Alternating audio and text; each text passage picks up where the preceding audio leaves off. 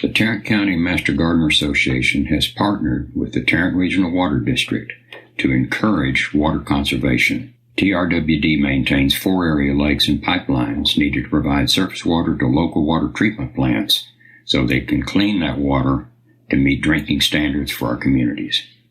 They also work with many cities in Tarrant County, such as Fort Worth, Arlington, Mansfield, and many others, to provide water conservation programs to the community. Conservation is an important water supply strategy to help meet the needs of our growing population. There are currently 2.3 million people living in Tarrant County, and this is expected to double over the next 50 years. At SaveTarrantWater.com, you can sign up for free weekly watering advice custom to your location. If you're a resident of Tarrant County, you can sign up for a free sprinkler's checkup where a licensed irrigator comes to your home, provides a comprehensive evaluation of your system with recommendations to reduce water waste. There's also an event calendar where you can find information about future classes and workshops. So be sure and check out SaveTarrantWater.com to sign up for their free services. Again, my name's Craig Holland. I'm a 2020 class of Tarrant County Master Gardeners. Tonight, I'm going to cover the Texas SuperStar program. It is a program established to help the homeowner develop and create beautiful landscapes in our interesting and very dynamic Texas environments. So first, what does it take to be a superstar? Every plant that it comes up for evaluation has to go extensive field trials by not only Texas A&M AgriLife Research, but also Texas A&M AgriLife Extension Services to see if they meet the criteria that has been established. Only the best, most toughest, strongest plants will end up making this list. And this trials that are performed, they have the plants themselves go through minimal soil preparations. They have reasonable levels of water to allow them to be established, and there are no pesticides applied whatsoever. If you see the graphic on the right-hand side, you will note all the different trial garden locations. The focus areas are Uvalde, San Antonio, Overton, which is outside of Tyler, for those folks that don't know that, and Lubbock, and College Station, of course. The trials themselves last from 2 to 4 years before they are added to the list, and only if they meet all the criteria of toughest, strongest, and best. Oops, sorry. Let me back up the chart. It jumped. So why should you, as a homeowner, want to use Texas SuperStar plants? Well, the easiest reason is it's the best possible way for you to have success in your landscape.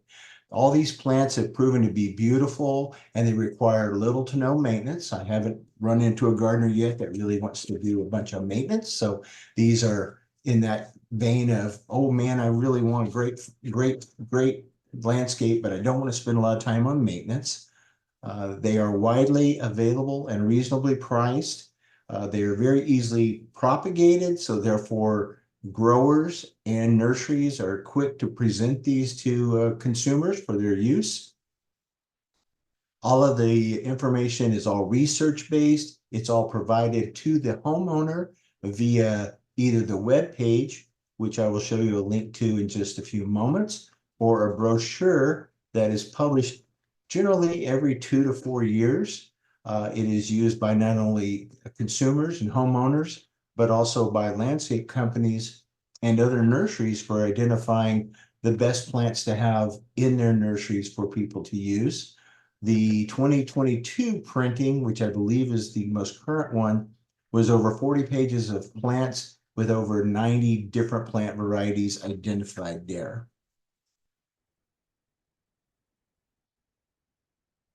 So this is the splash screen when you go to that address in the lower left-hand corner, TexasSuperstar.com. I would point to you that note the spelling. It's not SuperStars, it's SuperStar.com. You get a beautiful picture of a number of the different plants on the list. When you go to the web page, you will see across the top that one is a listing of all the plants. Two, there is a description of the criteria and the selection activities for each of the plants that make the list. There is a press room where you can read and see what the newest and latest and greatest plants are that are being added to the list. There are tips for how to grow these plants in your landscape. And there are locations for not only wholesale providers of these plants, but also retail providers for these plants. And they are broken down by region, so you can identify what your region is and then go find the actual vendors that can provide these plants to you. As well as there are links to some of the Aggie horticulture websites. So let's move into the actual listing of plants. Now, as we move through this, I will tell you I did not obviously want to cover every plant on the list. I think that would exceed our time. However, I picked out those that I have either have personal growth. I've done these in my own backyard, or they've been in gardens in the north central Texas area in Tarrant County. So these are ones that fit the environment that I live in today. And we're going to talk first about annuals. There are 25 different annuals that are on the list. And to right size everybody, an annual only gets through one growth cycle. So it's one and done, if you will, for a plant in your environment. First is Blue Days. Blue Days is a low spreading, beautiful plant. It's about 9 inches high by 36 inches wide. It is great, absolutely wonderful for all the hot spots in your garden. If you're looking for something blue purple and you want something that kind of will trail, Blue Days is a wonderful plant for that. Full sun will get you max blooms. So the more heat it experiences, the better off it will bloom. It does require some well-drained soil. So I like to use this in container gardens. In fact, it is one of the most perfect spillers in the spiller, filler, thriller approach to container gardening. And it will bloom all summer long, from the spring until late in the summer, before it finally gives up the ghost. Next are pentas. These are wonderful bedding plants. I love these in borders. I line 2 of my large flower beds in my backyard with pentas every year. The pink and the deep pink varieties perform best. They too can handle full sun. They do like a little afternoon shade to give them a chance to recover from this very dynamic and hot environment they usually are in. They do need some good drainage, and they're a nice clump of 12 inches wide by 16 inches high. They will bloom from April through September. I would suggest to everyone that, at least in the north central area, that you go get these and get those established in April timeframe so that they are ready to go when the heat of the summer comes along. I have seen multiple instances of butterflies and hummingbirds all over the pentas in my yard. Next is the Texas bluebonnet. I don't know that we could have a Texas Superstar list without Texas bluebonnets be on it. It is our state flower, as I'm sure everyone knows. The standard blue and the Texas maroon bluebonnet are both on the list. The maroon obviously comes from our friends at Texas A&M, who've created that variety. There are also white and pink varieties, and as you look at pictures on social media, bluebonnets in fields, you'll find places where you can see those. There is a new variety that has just been released. It was just released. It's called the Lady Bird Johnson royal blue, and it has very beautiful cobalt blue flowers. So there's another color variation for the Texas bluebonnet. It is our native, as I mentioned before, our state flower. It blooms from March until May. It is definitely a plant that needs to be planted in the fall. And if you're planting seeds, you want to make sure you get those seeds and kind of press them into the soil. They don't have to be, depressed into the soil, but they definitely need to have soil contact to help them with getting started. And I would also say on social media, I know I've seen 1,000 pictures in the last 2 weeks about how many bluebonnets are blooming. With all the rain that we've had recently, it's really getting going here in north central Texas. Next, they're the zinnias.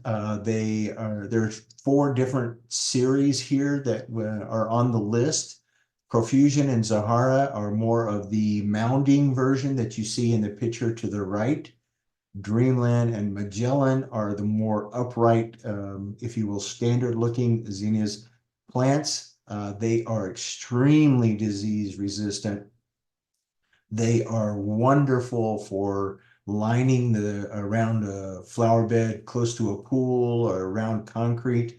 I have them in my backyard, and they just absolutely are happy as they can be off radiated heat from the concrete around the edge of the pool. They will bloom, and it says late summer. They'll actually bloom earlier than that. I'm not sure I'd buy them yet to put into the gardens, but I wouldn't hesitate too long to get zinnias into my landscape. They're very, very heat tolerant, and they do like their feet to be dry with a very well drained soil. So that takes care of the ones I selected to talk about in annuals. So now we're going to move to perennials. There are 22 different perennials that are on the list, the Texas Superstar list. And to right size everybody, perennials are those that come back more than one growing season. So just be aware of that. The lessons that I've taught or I've learned through Master Gardener is with perennials, there is the first year when you put them in the ground where they're kind of sleeping, the next year that they are kind of creeping, and the third year is when they're leaping. So some of these may take a moment before you get the full benefit, but they're wonderful plants to include in the landscape. First is good old Turk's cap. This is a really fast growing plant.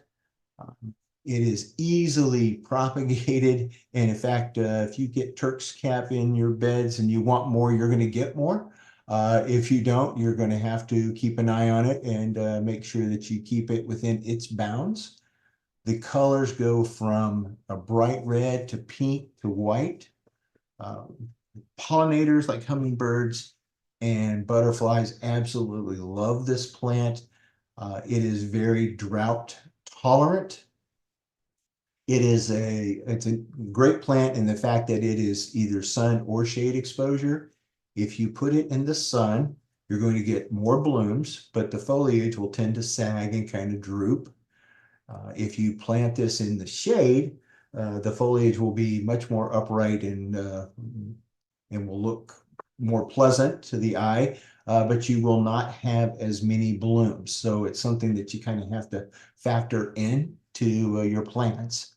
And it is root hardy all the way through most of Texas. So in the February timeframe, when I'm ready to do my pruning, I cut this to the ground, and son of a gun, next in the springtime, it's coming up from the ground and ready to be showy the rest of the year. Next is plumbago. Plumbago absolutely loves our hot Texas summers. It's really, really very, very happy in heat. It is resistant to disease and pest and deer. So it's a great plant that you can pretty much put it in its location and watch it go. It does bloom in May and goes until frost before it quits blooming. And the way recently it's been, you have a whole lot of blooms there. It can grow to 4 to 5 feet in size, but I would suggest to you that it does need some pruning. Along the year, yeah, I would propose that you would give it a haircut a couple of times to one kind of help keep it into bounds and also to keep it kind of blooming. Just as an example of how much heat it takes, I believe that picture is in the Riverwalk in San Antonio, and I can't imagine a place where there wouldn't be more humidity and more radiant heat coming off of all that concrete, excuse me, uh, uh, in that location.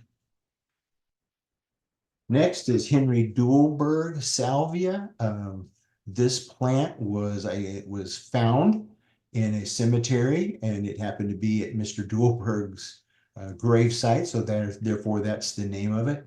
It is a very low maintenance, very tolerant to heat plant, as you can imagine if it's growing wild in cemeteries. It is native to Texas. It does have lots and lots of flowers. As you can see, it starts in spring and it will go until first frost. It grows 3 feet by 3 feet, so it's a good, strong fill in the midst of your landscape. And the deer don't appear to enjoy the flavor of Henry Duelberg salvia.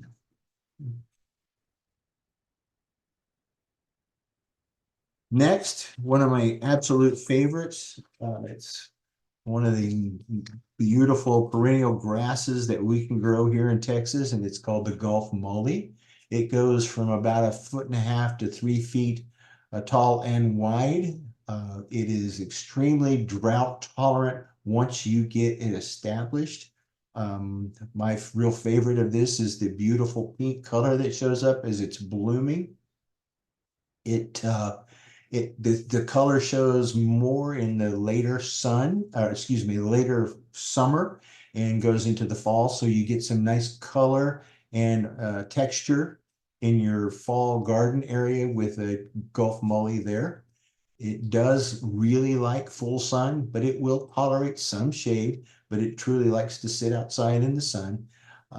This plant, from a maintenance perspective, yeah, I prune it back in the mid-February timeframe, as I mentioned before, about 5 or 6 inches off the ground, and it comes back with a flourish, and it's extremely tough and durable in our lovely Texas environment.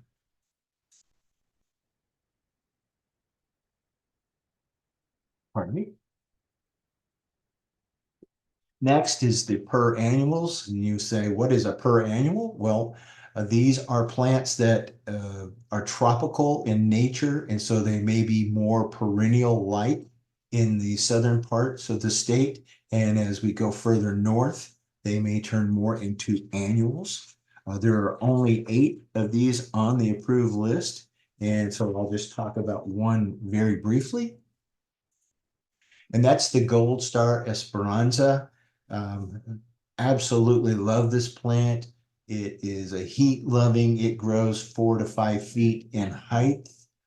The blooms on it are these lovely yellow bell-shaped flowers that the hummingbirds and the bees absolutely go crazy for. You can put it in containers and into different kinds of gardens for your pollinators. I personally have one of these in my backyard. I'm a little far north for this plant, which is kind of native to the Austin, San Antonio area, but I've had extreme good luck in the fact that it's come back for 5 years now.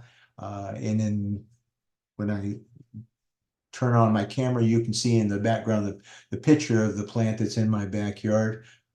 It's a little slow to get started. Right now, it's still kind of resting, and it will start growing in May, and it'll bloom all the way through until the freeze basically slows it down.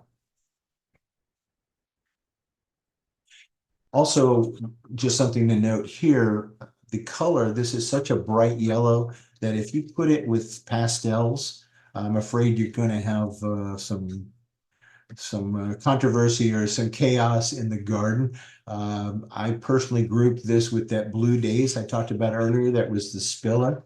And I think with the very bright, vibrant blue and the vibrant goldish yellow here, it really makes for a great combination. Next are woody shrubs. There are 8 woody shrubs identified on the approved list. So we'll talk about a couple of those. First is Lynn's Legacy Cenizo. This is a Texas sage. It's kind of unique in that it frequently flowers more than a lot of the other Texas sages do. It is kind of slow growing. It will grow, however, up to 5 feet tall by 5 feet wide. The colors of the leaves are this sage green. It does have these beautiful lavender flowers.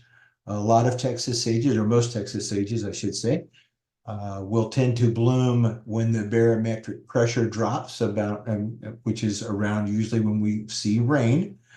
This particular variety is not as dependent upon rain as to make it bloom as the other Texas sages that you will come across. But it's really dramatic and it's really showy when it decides to put its blooms out.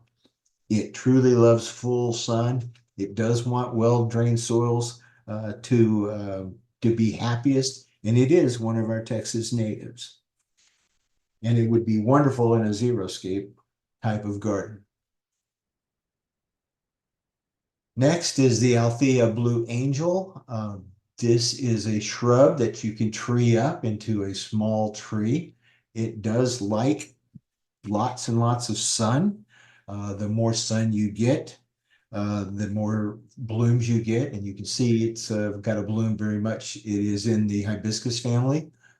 When you tree it up, this turns into a really nice long oval shape, which is in the background of a garden really is quite dramatic. It does really enjoy sun, and it does want its soil around its feet to be well maintained.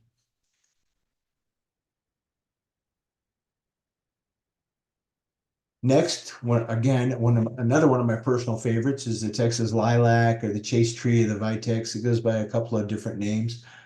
This is a large shrub or a small tree. It can be treed up into a small tree. These flower spikes that you see are over a foot in length, lavender flowers.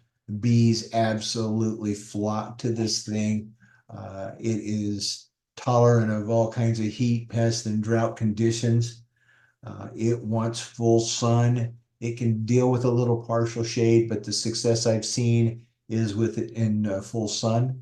I grew up in Western Texas, and so many times on road trips, stopping at roadside parks, you'll see a vitex tree. So the state of Texas has planted a number of them across the state. They do get rather tall and wide, 15 feet tall and wide. And so if you want to deadhead, and you can deadhead these flower stems, so you can get yourself a second bloom. But if you're going to do that, I would highly recommend that you make sure you have the proper equipment and the proper support for climbing up and close to one of these bushes that can be rather large. It will start blooming in May. As I mentioned, the bees will come and find it, and it will go until frost decides to slow down the process. There are folks that say this plant is an invasive. This is not currently on the Texas Department of Agriculture or the USDA list of invasive plants. However, I know in the right conditions that this can throw off quite a few weedlings or seedlings that you don't want to have growing amongst your one big plant. So it's one thing that does require some time and effort to go and make sure that you're not have a little weediness underneath the plant. So you need to monitor that as if you decide to use this. Pardon me. Next, we'll talk about trees. There are 7 different trees that are on the approved list. Oop, I don't know why my cursor is jumping me tonight. Okay, first is the Chinese pistache. This is a great winter hardy tree. It might be the almost perfect tree from the fact that it has this beautiful color to it in the fall.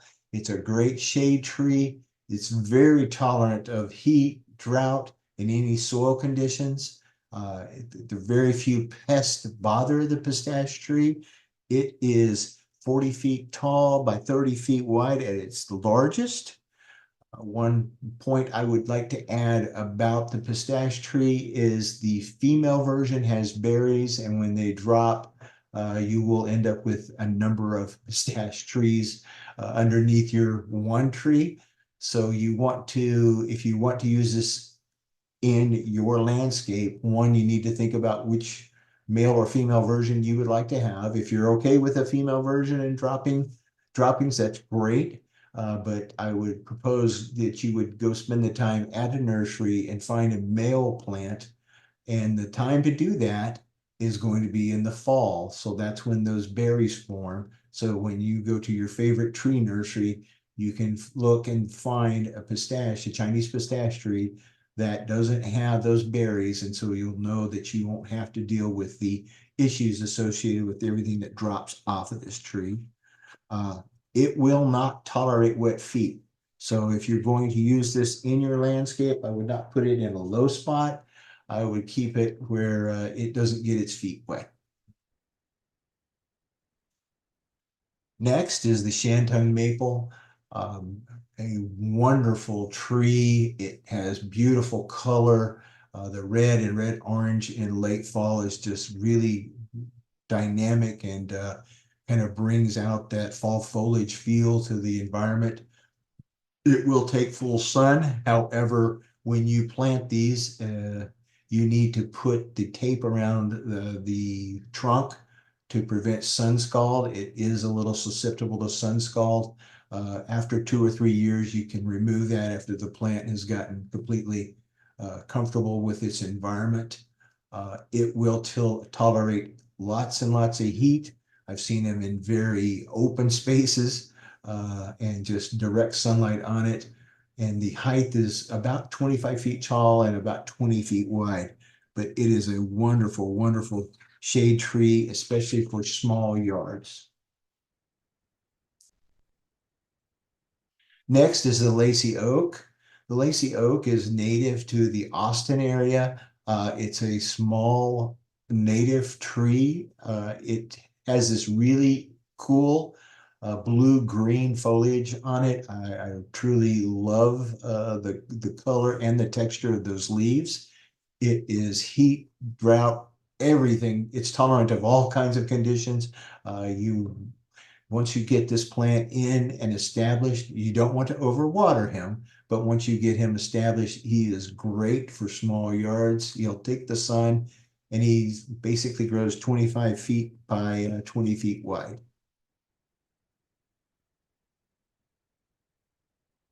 Next, we'll move to specialty plants. There are 20 different specialty plants that are identified on the list. The specialty plants are kind of a combination of vegetables, herbs, fruits, and other plants. I'm going to just touch on a few of them.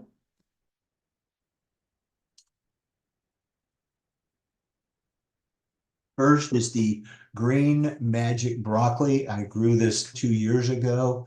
It generates these beautiful, high quality heads of broccoli. It enjoys full sun, but it does want to be grown in a cool environment. So we're not talking about in the middle of summer now. We're talking about planting it in the spring and having, if you time it right and the good old Mother Nature accommodates it, you can get 2 different harvests with, obviously you have to plant it again, but you would get 2 different crops by planting it at the right time. It takes 90 days to mature that from seed and 60 days from transplant. But if you put this in the late July, August timeframe, and keep him a little shaded as we finish up the summer. You'll harvest right before the freezes occur, normally around mid-November here in Texas, in north central Texas, and you can get another grouping in if you plant it early enough and get it gathered before we get into the 80-degree weather that normally shows up in the April-May timeframe. Next is the balsamic blooms basil. This is a fairly new one to the list of Texas Superstar. It has this really attractive green foliage that we all like, the basil smell. It also has these deep purple blooms that appear. The entire plant is edible. You can take those flowers and cut them up and sprinkle them on your salad and get an interesting purple tint to some of your salads if you like to do that. It does want full sun to maintain the flowers, and you do need to deadhead these flowers to keep it flowering and going forward. And spacing wise, these plants need to be about 18 to 24 inches apart.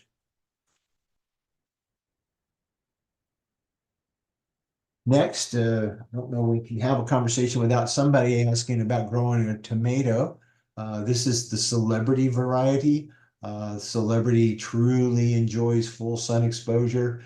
It is best grown as transplants in the early spring. I know a lot of people start tomatoes from seed, and that will work, but you can take these transplants and you find them in the nursery. I would recommend, burying them as far as you feel comfortable with to establish a really strong tomato plant. It does like well-drained soil. I plant these in raised beds so I can control the drainage. The plants get kind of leggy and strong, as a lot of people know. So you're going to need to have a cage or some kind of staking around them to support the plant, and it will continue to fruit all the way through the whole growing season. Next is the holly fern. This is a Asian product that has been adapted to north central Texas. I truly love the look of this. I have a large shade garden in my front yard, and I have multiple holly ferns there. It provides a great dark green foliage background for any kind of bright colors in the front of the bed. So it's a great backdrop for everything that grows within a shade garden. It does like partial shade, but as I mentioned, I've got it in almost full shade, and it's quite happy there. It gets 18 to 24 inches tall and wide. So if you're going to use it and you want a run of it, you would plant multiple plants to give you a nice border coverage.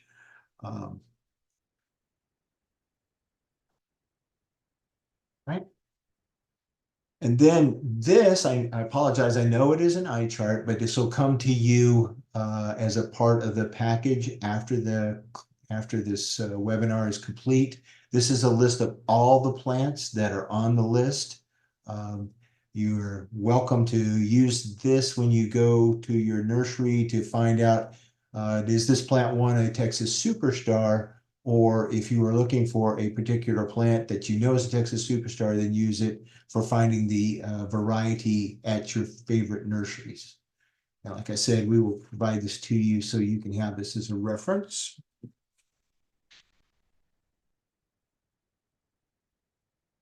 So once again, I wanted to point out to you the Texas Superstar website, texassuperstar.com. And I also would point you to the upper right-hand side that shows the logo for all the plants that are a Texas Superstar. This is on the plant marker when you're buying at the nursery, this is the logo that you are looking for so that you can ensure that you are buying plants that have been through this rigorous testing and have been approved to be on the list. And that is the end of my discussion. I'm sure, I know I saw some questions pop up. We're here and ready to help answer any questions that you might have.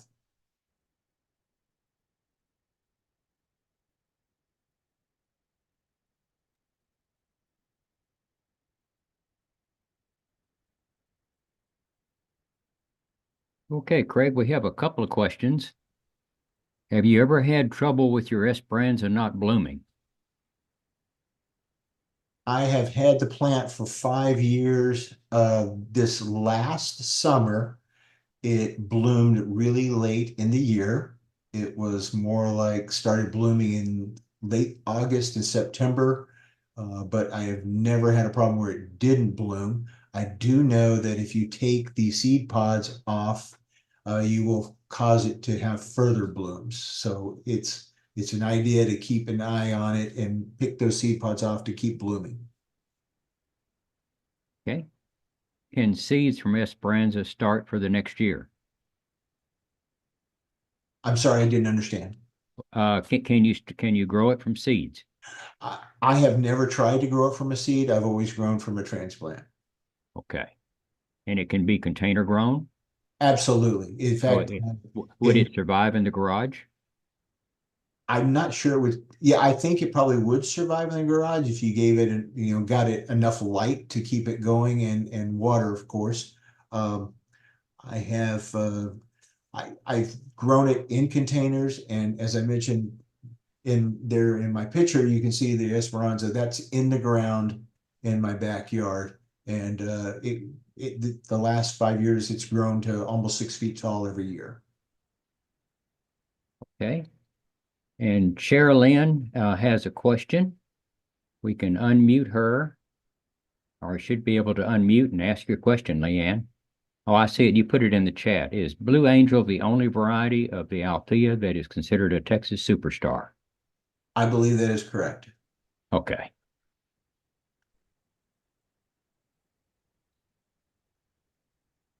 Any other questions?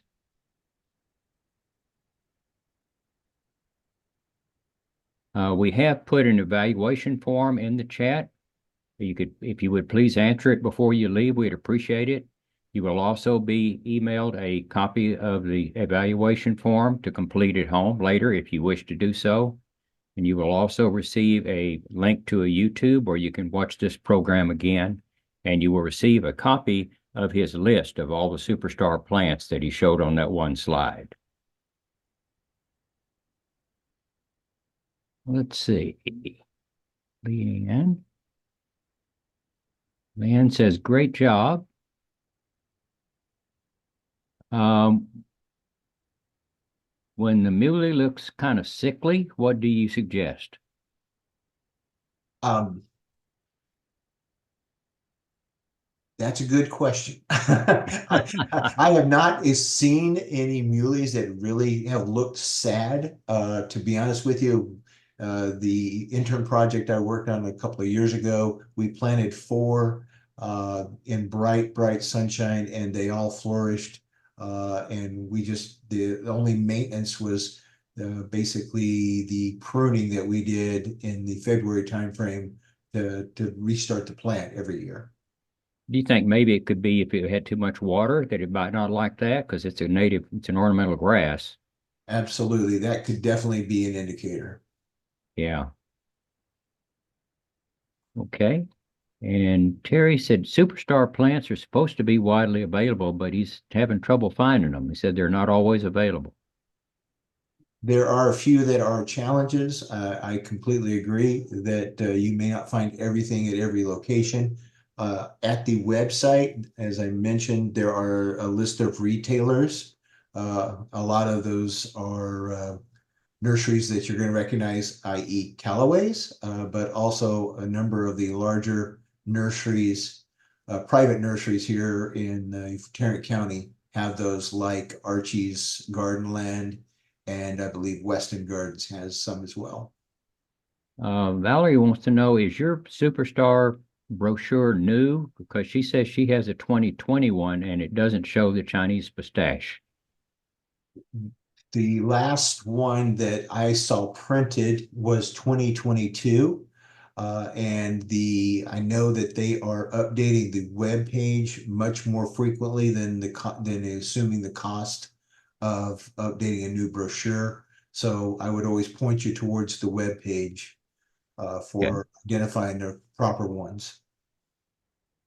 And Lou says, could you tell us again how to get the list of the superstars? But you're sending that to them as a PDF, isn't that correct? Yes, sir. Yeah, that Okay. will include in the link to the video itself. You will also have that PDF file. Okay. Are there any good ground cover plants that are considered superstars? I would have to go back to look at the website. I'm sorry. I've not had any experience with ground covers per se with the superstars. There may be one or two on the list. I just don't know. Okay. Let's see. So Jan wants to know, so do the Esperanzas typically bloom late in the fall rather than in the summer and early spring? Last year was the first time I saw my Esperanza bloom as late as it did. Generally speaking, when the heat comes on in July, that's when I would see most of the blooms, and it would bloom from July through the end of September. Okay. That's all the questions that I see right now. If you have any more questions, say if you want to just ask him, you can raise your hand and we'll unmute you. We had 68 people in attendance, Craig. Okay, wonderful. Well, thanks Yeah. everyone for your attention and attending this webinar. I hope I provided some information that's useful. Yeah, those are great plants.